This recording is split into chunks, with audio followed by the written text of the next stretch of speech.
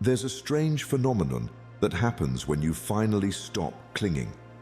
Not in the careless give up on everything kind of way, but in the quiet, soul-freeing way that unhooks you from the invisible chains of pressure, fear, and constant control.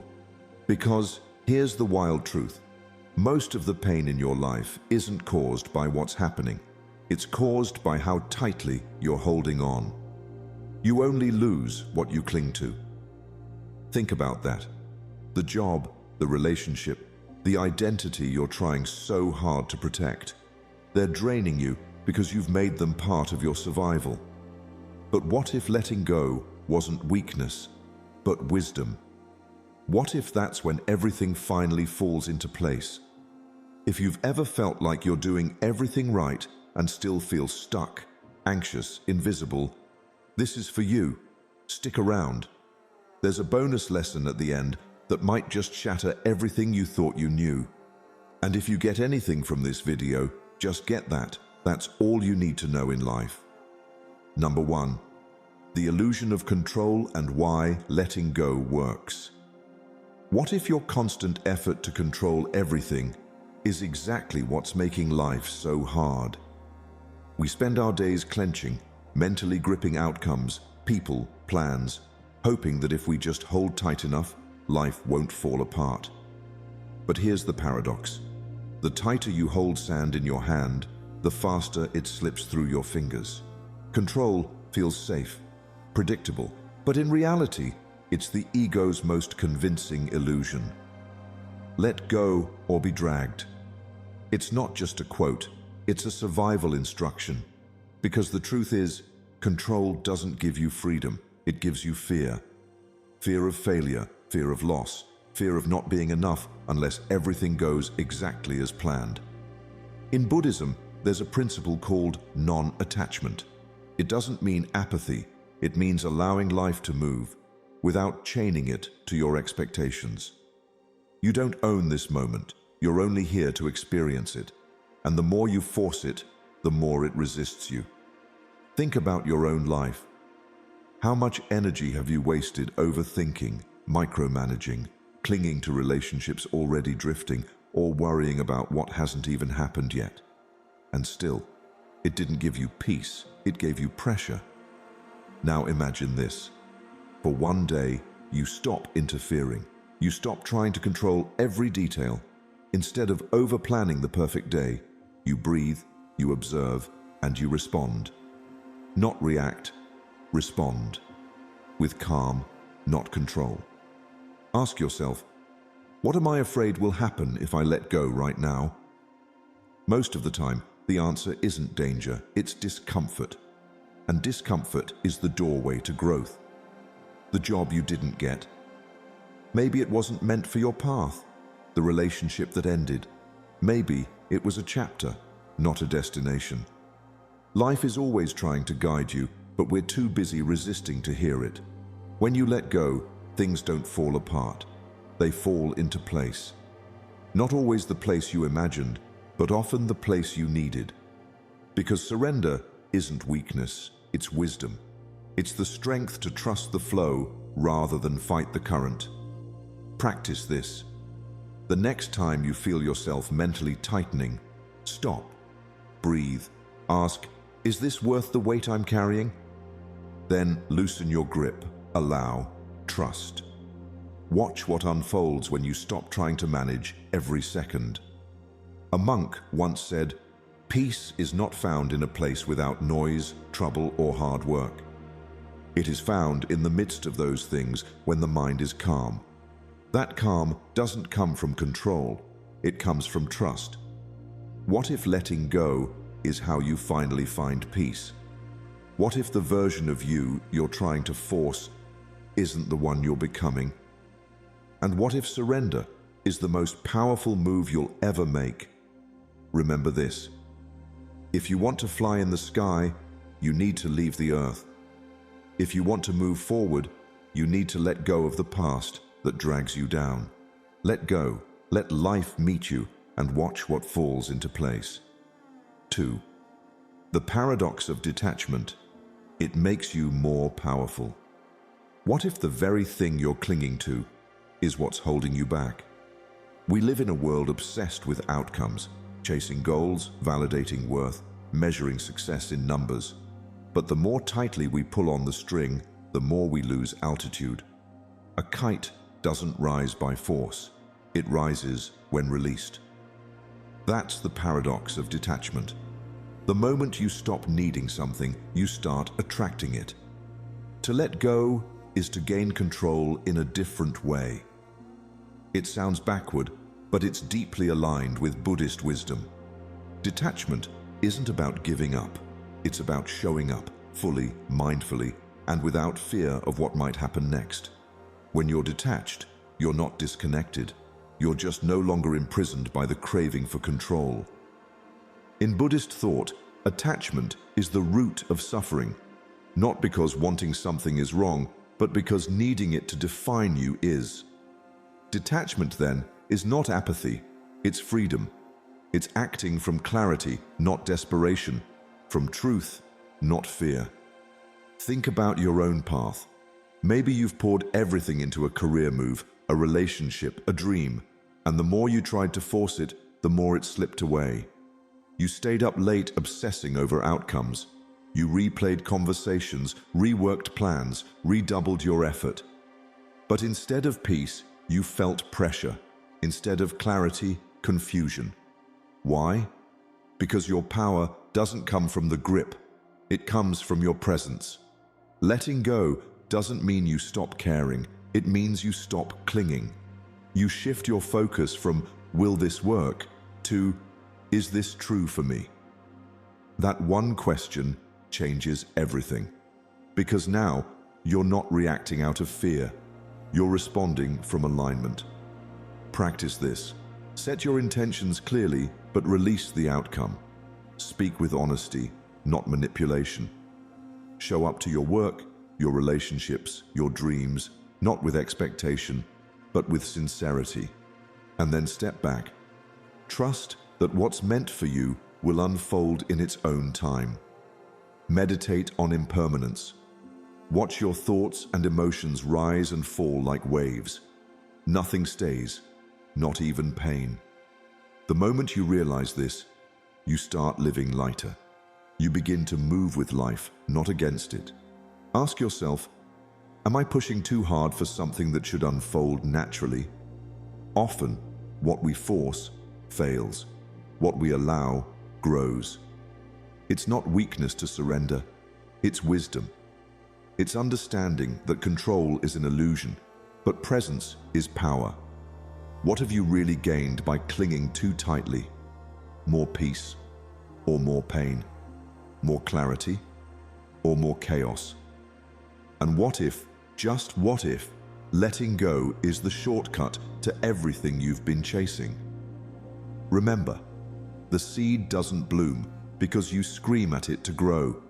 It blooms when you give it space. Detachment doesn't disconnect you.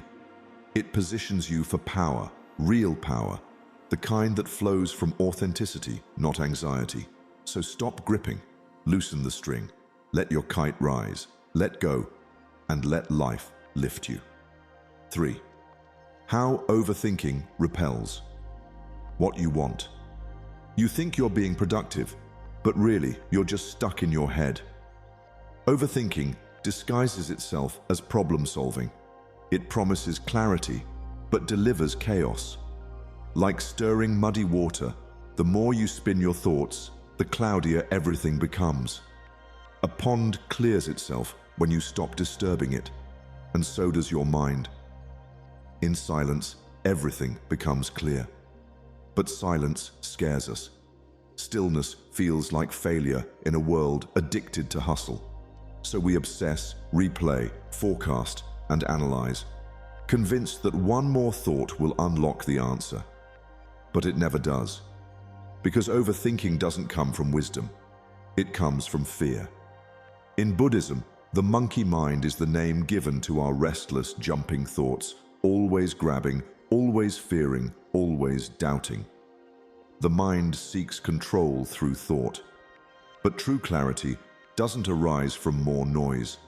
It arises when the noise fades.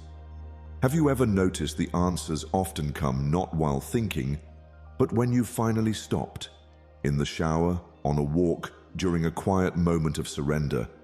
It's because you created space, and that space allowed wisdom to rise. We all crave peace, but we try to think our way to it, and that's the trap. Peace isn't something you chase, it's what's left when you stop chasing. Practice this. The next time your thoughts spiral, don't dive deeper. Interrupt the pattern. Close your eyes. Inhale peace. Exhale the story. One breath, fully taken, can do more than 100 thoughts. Ask yourself, am I thinking or avoiding? There's a difference. Sometimes thinking becomes a shield from feeling, from making a decision, from facing the unknown. But life moves when you move, not when you overanalyze every turn. Set boundaries with your thoughts. If you're stuck on a decision, give yourself a deadline. Don't let it bleed into paralysis. Clarity loves decisiveness. Even a small action disrupts the mental loop. Trust simplicity. That quiet gut feeling you keep brushing aside. It's not weakness, it's wisdom, but you can't hear it while overthinking shouts over it. What would happen if you stopped fixing and just started feeling? Feeling the discomfort, feeling the fear, letting it pass like a wave instead of trying to control it with logic. Sometimes, the most powerful thing you can do is nothing at all. Not in apathy, but in awareness, in presence. Because the moment you stop resisting the present moment, it begins to speak to you. And that's where guidance lives. Are your thoughts helping or holding you hostage? This is your reminder that your mind is a tool, not your master. And tools only work when you learn when to put them down. So, stop stirring. Let the pond clear. Let silence rise. And you may just find everything you've been seeking has been waiting there beneath the noise the whole time. Peace isn't out there. It's what's left when you let go. 4. Why caring too much backfires? Sometimes we care so much, we crush the very thing we're trying to protect. We smother dreams with perfectionism, relationships with expectations, and our own peace with pressure. It feels noble, this deep caring, but often it's fear in disguise. The fear of losing control, the fear of not being enough, the fear of not being loved unless we constantly prove our worth. But just like a flame, love and purpose grow only when they have air. Caring deeply doesn't mean clinging desperately. You've probably felt it, the heavy weight of trying to hold everything together, for everyone, all the time. You say yes when you're exhausted. You try to manage others' emotions. You take responsibility for problems that were never yours to fix. It feels like compassion, but it's actually over-responsibility. And that doesn't lead to connection. It leads to burnout. In Buddhism, loving kindness isn't about control. It's about presence. Being with someone, or even yourself, without fixing, forcing, or managing. Letting people breathe. Letting life breathe. When you truly care, you create space. And in that space, growth happens. Ask yourself, am I trying to be everything for everyone? It's not your job to be the healer, the pleaser, the perfect one. That's ego dressed as service. Real compassion begins when you allow people to live their own journeys, even when it's messy, even when it's not how you would choose. Let go of the need to be understood all the time. Let go of trying to control how someone sees you. When your worth is tied to external validation, your care becomes conditional, subtle but heavy. And that's not love. That's fear pretending to be love. Reframe care as presence. Sit with someone without offering advice. Support without solving. Allow yourself to rest without guilt.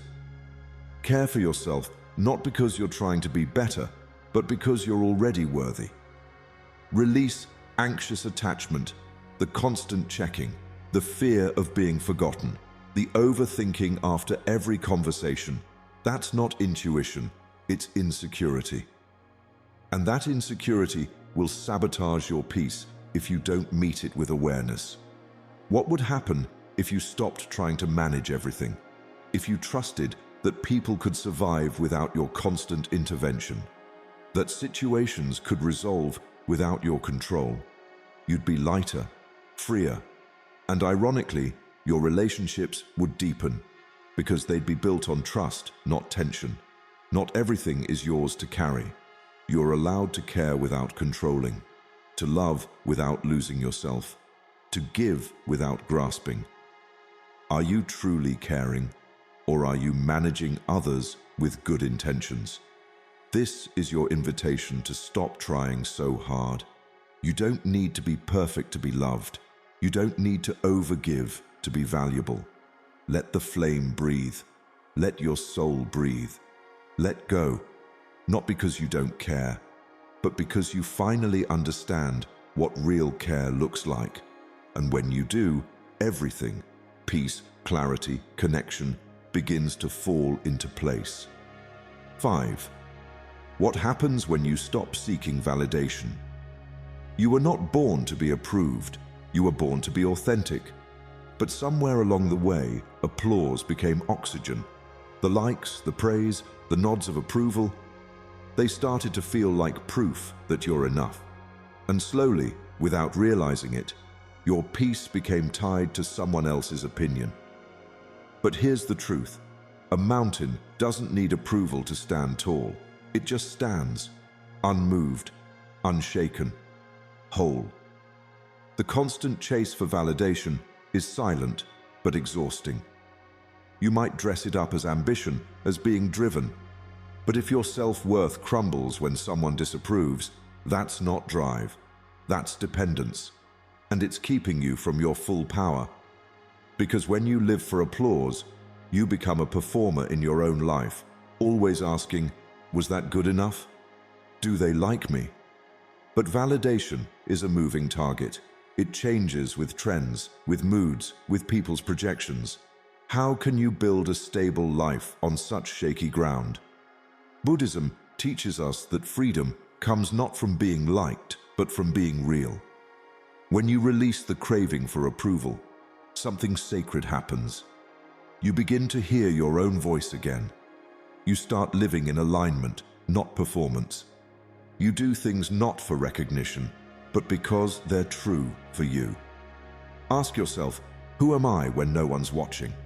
If no one clapped, if no one noticed, would you still do what you love? Would you still speak your truth? Would you still show up? You are enough without applause. You are valid even in silence. And that's the shift. When you stop outsourcing your worth, you stop living in fear. Fear of failure, fear of judgment, fear of being invisible. And in that fearless space, creativity flows, courage rises, purpose returns. Try this. Each day, validate yourself, not with ego, but with truth. Name 3 things you did well, just for you. Maybe you showed up despite the fear. Maybe you set a boundary. Maybe you rested without guilt. Let those moments be enough. And the next time someone praises or criticizes you, observe it without clinging. Don't let it define you. Praise and criticism are just weather patterns. They pass. Your essence doesn't change because of them. Step into solitude. Not loneliness, solitude. The space where no one else's opinion echoes. That's where the real you waits. The one who knows what to do. The one who doesn't need permission to breathe freely. So ask yourself honestly, are you living for applause or for alignment? Because if you're chasing applause, you'll always feel behind. But if you're living in alignment, even your silence will echo with power. Let go of the need to be seen, and you'll finally see yourself. Not as a version shaped by others, but as the mountain you've always been. Unshakable, quietly powerful, completely enough. 6. The whatever mindset and how it changes everything. You don't need to control everything to be at peace. In fact, the more you try to manage, fix, and force life into your image of how it should be, the more chaotic your inner world becomes. But there's a mindset, quiet, powerful, deeply liberating, that shifts the entire game. It's the whatever mindset, not from apathy, but from a place of grounded wisdom. Whatever happens, happens. I remain. That's not giving up. That's anchoring yourself in something deeper than outcomes. Life is unpredictable by nature. Plans fall apart. People change. Dreams evolve. The mind wants to panic, scramble for control, demand certainty, resist what is. But what if peace wasn't about everything going your way, but about your ability to stay unmoved when it doesn't? Like the wind flowing around the mountain, not fighting it. The mountain doesn't flinch. It doesn't argue. It just remains. This mindset, this whatever consciousness, is not indifference. It's spiritual confidence. It's knowing that you can handle life as it is, not just when it's convenient. It's being rooted in your truth, even when the ground feels like it's shifting. And in that grounded space, you begin to see clearly. You stop overreacting. You stop making everything so personal. You start choosing your peace over your pride. Try practicing radical neutrality. Next time someone says something triggering, pause. Observe your reaction instead of obeying it. Ask, does this need a response or just my awareness? In chaos, whisper to yourself, this doesn't define me, because it doesn't. Your value isn't tied to how smoothly life unfolds. It's revealed in how calmly you hold yourself when it doesn't. Use humor as a spiritual tool. When something goes wrong, laugh gently, shrug a little. Ask yourself, will this matter in 5 years? Probably not. So don't give it 5 hours of your peace. Sometimes peace is found not in answers, but in letting go of the need to have them. Can you remain calm while everything changes? That's the question. Because if your peace depends on stability, you'll never have it. But if your peace is built on presence, surrender, and inner steadiness, then no storm can uproot you. The whatever mindset doesn't make you passive. It makes you powerful. Because when you stop needing things to be a certain way, you begin to live in harmony with life itself. You stop resisting. You start flowing. You become the mountain, anchored, steady, unmoved. So the next time life spins sideways, take a breath and say it softly. Whatever happens, happens. I remain. That's not weakness, that's mastery. Because letting go isn't losing control. It's letting life meet you where you truly are. And when you do, everything, clarity, strength, alignment, falls into place. 7. You are not your thoughts. Most people spend their entire lives trapped in a prison with invisible walls. That prison? Their own thoughts. We believe every voice in our head is true.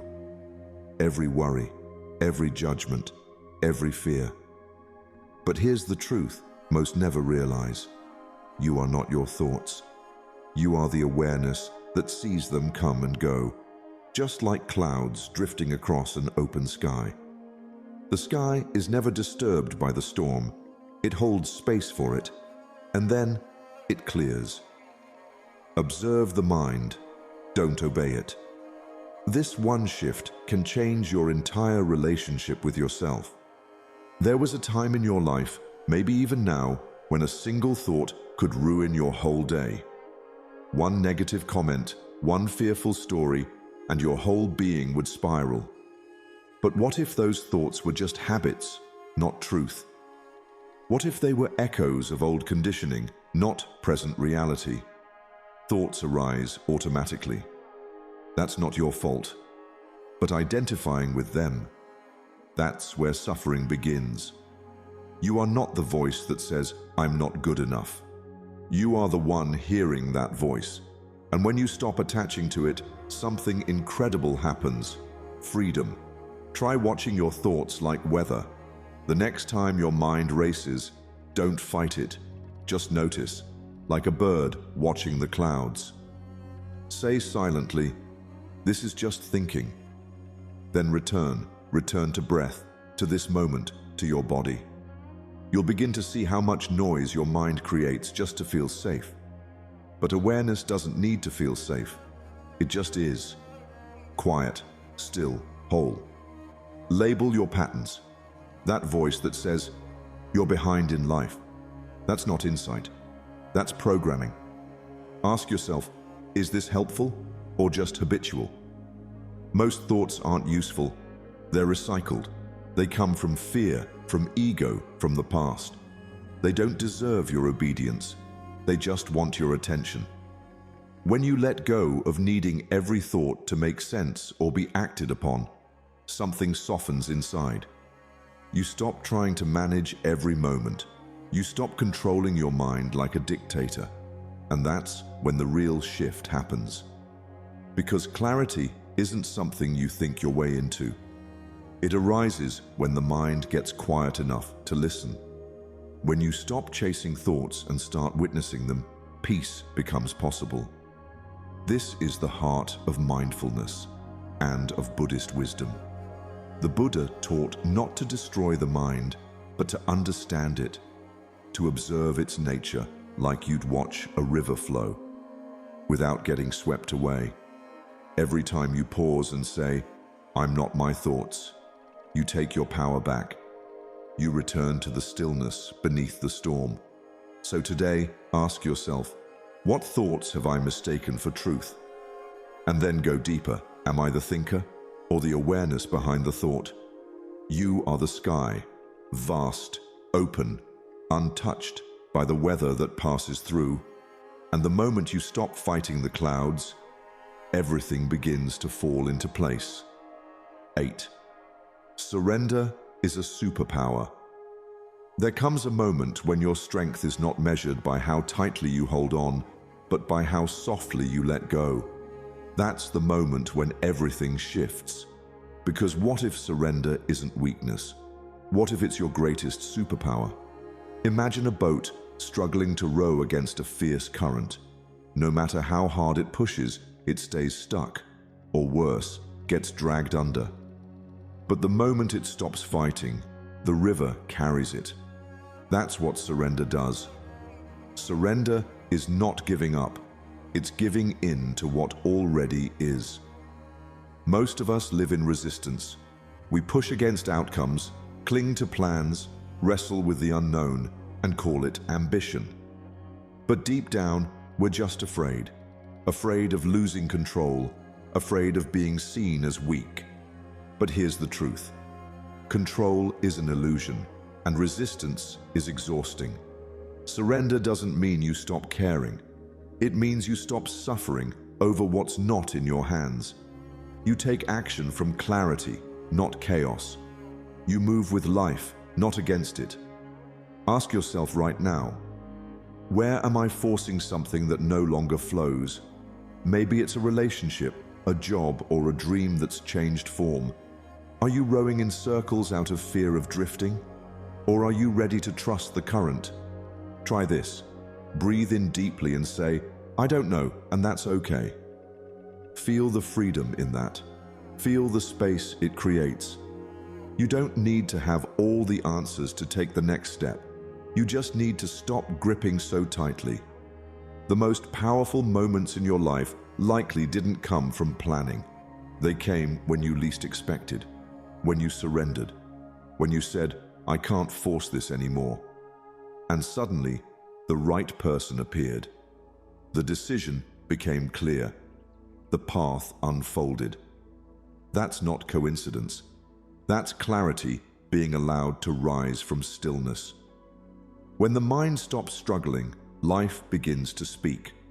In Buddhism, surrender is not a passive act. It's active trust. Trust in the impermanence of things. Trust in the wisdom of now. Trust that life is not something to conquer, but to align with. Even the Buddha said that clinging is the root of suffering. Letting go isn't failure, it's freedom. It's the doorway to peace. So ask yourself today, what am I still fighting that no longer serves me? Is it a version of yourself you've outgrown? An outcome you're obsessed with? An identity rooted in fear? Maybe, just maybe, surrender is the bridge to your next level. The moment you stop demanding that life be something else, you start living in what it already is. And that's where all the magic happens. Let go of the outcome. Anchor into the action. Do your part, then release the rest. That's not laziness, it's alignment. That's not apathy, it's inner peace. How much peace could you gain by simply surrendering the fight? Because when you finally let go, everything falls into place. 9. Embrace groundlessness. There's a quiet fear many never name, the fear of groundlessness. That in-between space where nothing feels solid, where identities dissolve and plans fall apart.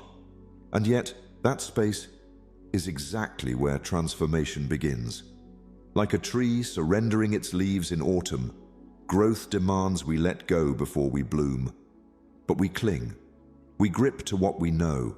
Titles, routines, relationships, definitions of who we're supposed to be.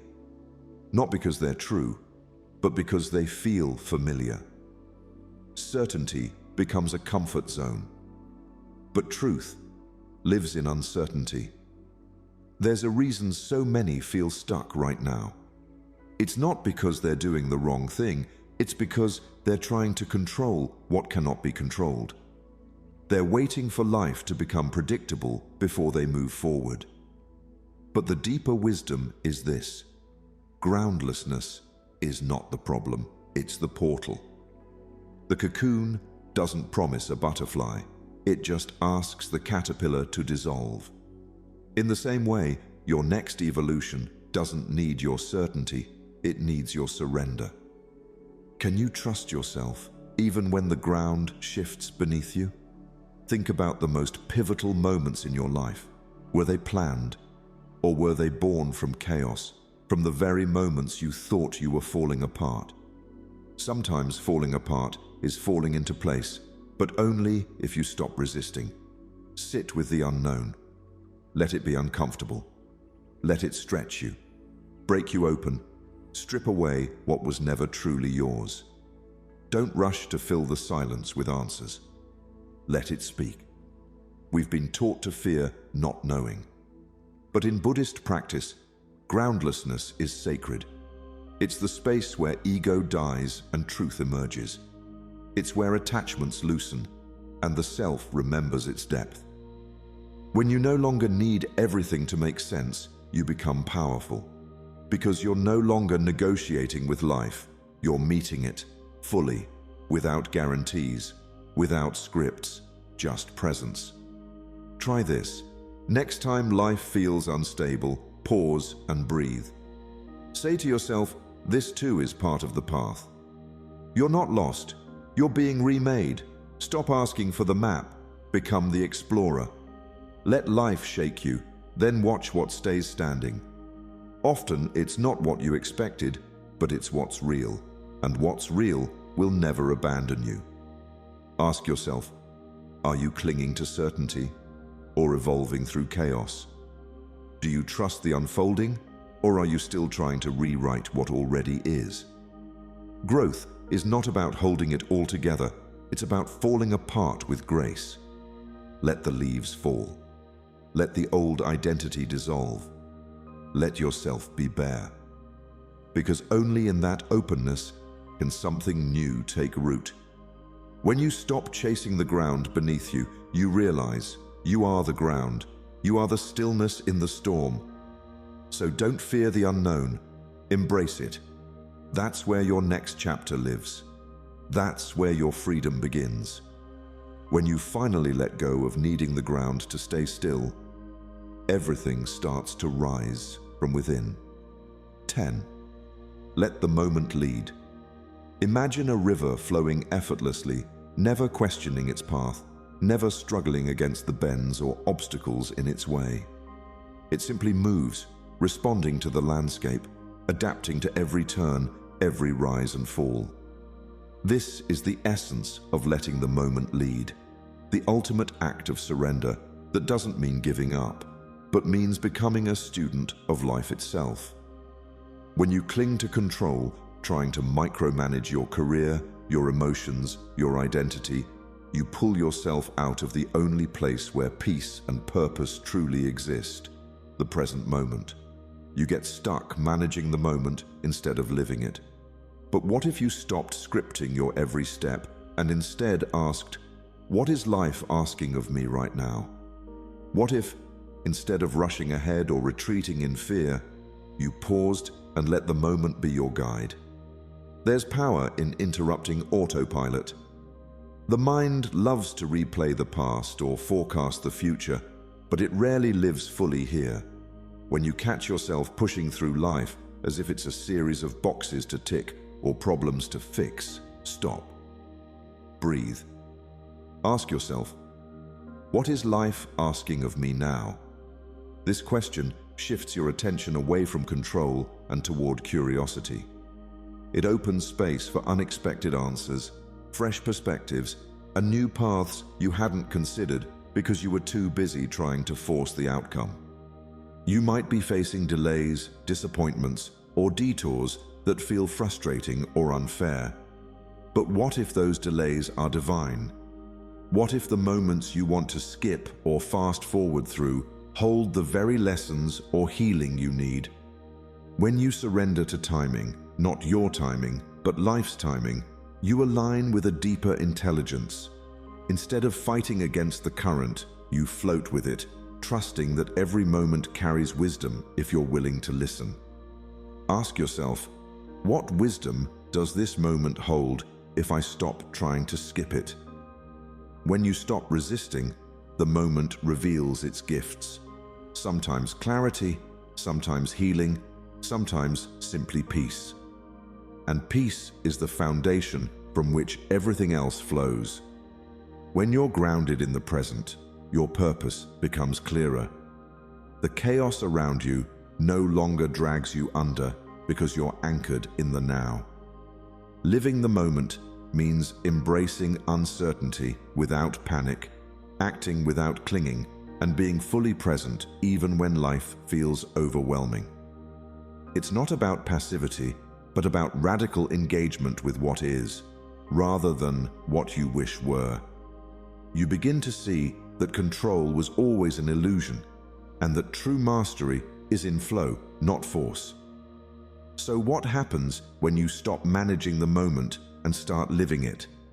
Everything falls into place. Your career, your identity, your emotional balance, all begin to align naturally because you're no longer swimming upstream. You're riding the current. You become like the river, strong yet flexible, grounded yet free.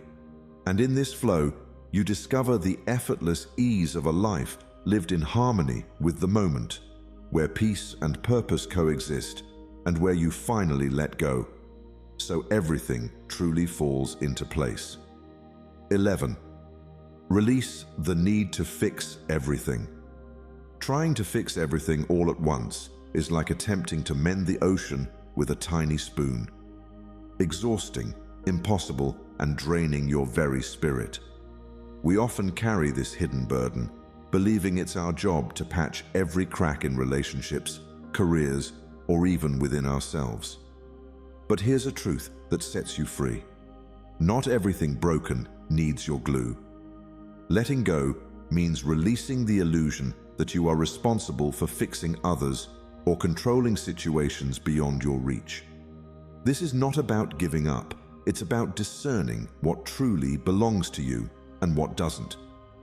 Imagine how much peace you could gain by stepping back and recognizing where your responsibility ends and another's growth begins.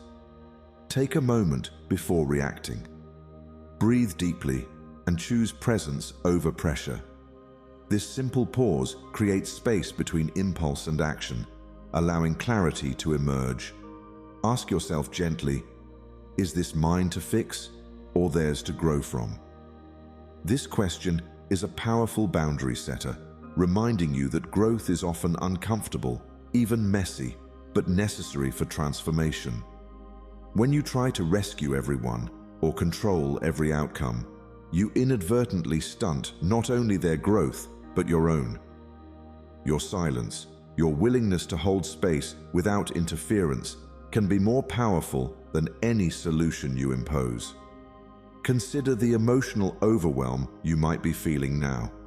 Is it because you've been carrying more than your share? You may feel obligated to keep it together for others, to smooth every ripple in your career or life transitions. But what if the peace you're seeking is blocked by this very need to fix? What if surrendering this urge to control doesn't mean weakness, but strength? Strength to let life flow naturally and trust that others have their own journeys to navigate. There's profound freedom in releasing the fixer role. It allows you to redirect your energy inward, focusing on your healing, your clarity, and your purpose. You become a witness rather than a rescuer, a compassionate observer rather than a frantic problem solver. This shift opens a calm space within, a quiet center where you no longer feel pressured to carry the weight of the world on your shoulders. The moment you accept that you cannot fix everything, a transformation begins. You start to see that growth unfolds in its own time, and sometimes the best support you offer is simply to be present without interference. Like a tree standing firm in the storm, your grounded presence is a source of strength. Not because you control the winds, but because you don't resist them. So ask yourself, what peace are you blocking by trying to hold it all together? What if your silence, your trust, your willingness to let go is exactly what's needed for you and for those around you? When you finally release this need to fix everything, the currents of life shift. You step into a flow where everything begins to fall into place naturally, and the exhausting spoon finally rests. Bonus lesson: the art of doing less, being more. Imagine a lotus blooming, not by frantic effort, but by surrendering to the stillness of the water beneath it. This is the art of doing less and being more. In a world obsessed with hustle, achievement, and constant action, we lose sight of something essential. Being is enough. When you finally let go of the need to constantly prove yourself through doing, you create space for your authentic self to arise naturally. Growth doesn't come from pushing harder. It begins in the quiet surrender of presence. Try this. Spend a few moments each day in silence, without distraction or agenda. Let the noise of your mind settle like sediment in still water. Feel how your nervous system resets, how your breath slows, and how the tension in your body softens. This is not laziness or avoidance. It's an essential practice of reconnecting with your core. When you stop doing, you start being. And from that place of being, right action follows effortlessly. Ask yourself, what if I stopped striving and simply trusted my essence? What if the constant chase to prove your worth, your value, your identity is a story you've been told but no longer need to believe? In the silence, you don't have to perform or fix anything. You don't have to carry the weight of expectations, pressure, or fear. The silence confirms a profound truth. You are already enough. Who are you when nothing needs to be done? This question is a gateway to freedom. When you aren't driven by the need to achieve or control, you discover the peace beneath the noise. You find that your value is not in what you produce, but in who you are. This shifts everything, from how you see yourself to how you relate to the world around you. The constant doing fades, and presence emerges as your most powerful state. In this stillness, life begins to flow in unexpected ways. Doors open, ideas come, and solutions appear. Not because you forced them, but because you allowed space for them to emerge. The art of doing less is not a retreat from life. It's a deeper engagement with it. It's about trusting the process of unfolding rather than grasping at outcomes. It's about being the calm center in the storm, the unmoved mover who creates from a place of peace. So, what are you trying to prove that silence would already confirm? What burdens could you release if you trusted that your essence is enough? When you finally let go of the need to do more, you create a life where everything falls into place, not by your force, but by your presence. In this surrender, you bloom like the lotus, beautiful, whole, and perfectly at peace. The illusion of control and why letting go works. Trying to control everything only leads to frustration and stress. Life flows best when you stop resisting and allow it to unfold naturally. Surrender doesn't mean giving up. It means trusting the process. Peace comes from release, not resistance. The paradox of detachment. True detachment empowers you by freeing your actions from desperate outcomes. When you're no longer emotionally attached to the result, you gain clarity, presence, and calm. You operate from strength, not scarcity. Detachment invites what control pushes away. How overthinking repels. What you want. Overthinking creates mental chaos that blocks intuition and clarity. Letting go of obsessive thoughts helps you reconnect with your inner peace. Clarity doesn't come from more thinking, it comes from quiet presence. Stillness is the secret weapon. Why caring? Too much backfires. Excessive caring often stems from fear, not love. When you care too much, you lose yourself in the outcome or others' approval. Healthy love is rooted in freedom and space. Letting go allows relationships and your energy to thrive. What happens when you stop seeking validation? When you no longer depend on others for approval, you regain your personal power. Your worth isn't determined by applause or opinions. The need to impress fades as you start living in alignment with your truth. Validation becomes internal. The whatever mindset. The whatever happens mindset creates emotional resilience. It helps you flow through change, setbacks, and chaos with calm neutrality. Indifference is not weakness, it's strength grounded in inner peace. This mindset protects your energy and focus. You are not your thoughts. Most of your thoughts are automatic and untrue. When you stop identifying with them, you realize you are the awareness behind them. This creates emotional distance from negativity and suffering. Detachment from thought leads to liberation. Surrender is a superpower. Surrender doesn't mean passivity. It means accepting what you cannot control. This releases emotional resistance and allows life to realign in unexpected ways. By flowing with life, you stop creating unnecessary pain. Surrender is strength in disguise. Embrace groundlessness. Letting go of certainty and stability opens you to transformation. Growth often begins in the uncomfortable unknown. The moment you stop fearing the unknown, you begin to trust yourself deeply. Groundlessness becomes the foundation for spiritual evolution. Let the moment lead. Life happens in the present, not in your plans. When you let go of the script and become fully here, clarity returns. Each moment has wisdom if you slow down and listen. Presence is where everything begins to align. Release the need to fix everything. You're not responsible for saving or fixing everyone and everything. Letting go of this burden returns peace to your mind and space to your life. Sometimes presence is more powerful than solutions. Your peace matters more than your control. the art of doing less, being more. Stillness is more transformative than endless action.